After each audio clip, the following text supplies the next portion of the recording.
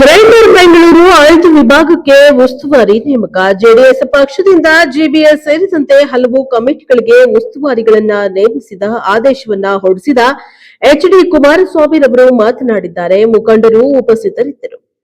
Bureau report Vedamurthy, ಪ್ರಜಾಪವ TV, Bengaluru.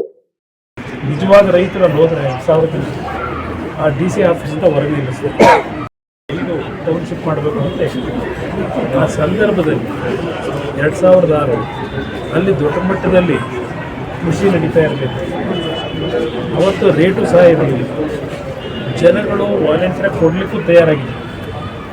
ಆದರೆ ಅಂತಿಮವಾಗಿ ನಮ್ಮ ಸರ್ಕಾರ ಹೋದ ನಂತರ ನಾನೇ ನೋಟಿಫಿಕೇಶನ್ ಮಾಡಿರಲಿಲ್ಲ.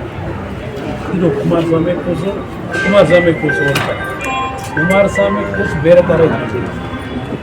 ಜನಗಳ ವಿರುದ್ಧವಾಗಿ ನಾವು ಹೋಗ್ತೀವಿ. ಸ್ವಲ್ಪ ಹಿಂದೆ ಈಗ ಜನ ಇವತ್ತು ಅಷ್ಟು ಹೇಳ್ತಾ ಇದ್ದಾರೆ. ಹಸುಗಳ ಸಾಕಿ ತಿಂಗಳಿಗೆ 50,000ದಿಂದ 1 ಲಕ್ಷ ಸಂಪಾದನೆ ಮಾಡ್ತಾ ಇದ್ದೀವಿ, ನಮಗೆ ಯಾಕೆ ತೊಂದರೆ ಕೊಡ್ತೀರಿ? ರೇಷ್ಮೆ ಬೆಳೀತಾ ಇದ್ದೀವಿ, ರೇಷ್ಮೆ ಬೆಳೆ ಇವತ್ತು 600-700 ರೂಪಾಯಿ ಇದೆ. ಅವತ್ತು ಆ ಕಾಲದಲ್ಲಿ 70-80 ರೂಪಾಯಿ ಇತ್ತು 2006. ಇವತ್ತು ರೈತರು ಆರ್ಥಿಕವಾಗಿ ಕೃಷಿ ಚಟುವಟಿಕೆ ತುಂಬ ಉತ್ತಮವಾದಂಥ ಲೆಕ್ಕ ಮಾಡ್ತಾ ಇದ್ದಾರೆ. 2018 ನಾನು ಮುಖ್ಯಮಂತ್ರಿ ಇದ್ದಾಗ ಆ ಭಾಗದಲ್ಲಿ ನೀರಿನ ವ್ಯವಸ್ಥೆಗಳೇನು ಮಾಡಿಕೊಟ್ಟು ಇವತ್ತು ಸರ ಹಸಿರಿದೆ. 1 ಲಕ್ಷ ತೆಂಗಿನ ಗಿಡಗಳಿದೆ. ಇಲ್ಲಿ ಹೋಗ್ಬಿಟ್ಟು ಇವರೀಗ ಎದುರಿಸಿ ರೈತರುಗಳನ್ನು ಬಾಡಿಗೆ ರೈತರು, ಆ ರೈತರು, ಈ ರೈತರು ಅಂತ ಹೇಳಿ ಇವರು ಹೊರಟಿರ್ತಕ್ಕಂಥದ್ದು ಇದು ಗೂಂಡಾವರ್ತನೂ ಟೆರರಿಸ್ಟ್ ವರ್ತನೆ ಅಂತಕ್ಕಂಥ ನಾವು ಹೇಳೋದು.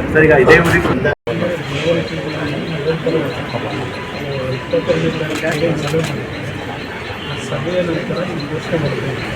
ಈ ಸುಮಾರು 3 ತಿಂಗಳ ಇಡೀ ರಾಜ್ಯದ 20-25 ಇರತಕ್ಕಂಥ ಕ್ಷೇತ್ರಗಳನ್ನು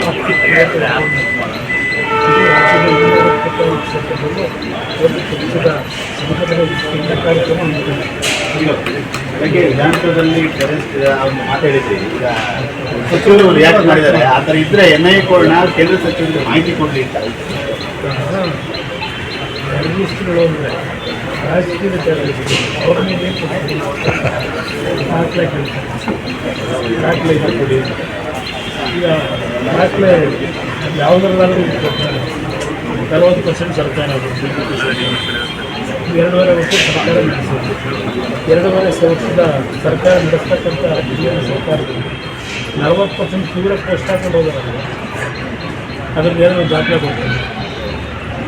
ಇವತ್ತಿನವರೆಗೆ ಬರೀ ಹೇಳಿಕೆ ಕೊಟ್ಟಿರ್ತಕ್ಕಂಥ ಈಗ ಇಲ್ಲಿ ನಡೀತಕ್ಕಂಥ ವ್ಯವಹಾರಗಳು ರಾಜಕೀಯದ ಟೆರರಿಸ್ಟ್ ಅಂತ ಕೊಟ್ಟಿದ್ದಾರೆ.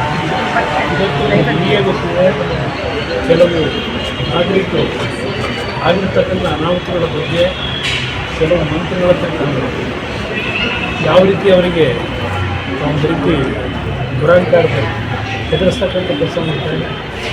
ಉದಾಹರಣೆಗೆ ಮೊನ್ನೆ ಇತ್ತೀಚಿನ ದಿನಗಳಲ್ಲಿ ನಮ್ಮ ಹುಡುಗಿ ಹತ್ರ GBA ಕಾರ್ಯಕ್ರಮವನ್ನು ಮಾಡ್ಕೊಂಡು ಹೊರಟವರು ಗ್ರೇಟರ್ ಬೆಂಗಳೂರನ್ನ ಕರೆದಿಲ್ಲ ಇಟ್ಕೊಂಡು. ಆಗ ರೈತರು ಅಮಾಯಕರು ಅವ್ರನ್ನ ಯಾವ ರೀತಿ ಬೆದರಿಸ್ಕೊಂಡು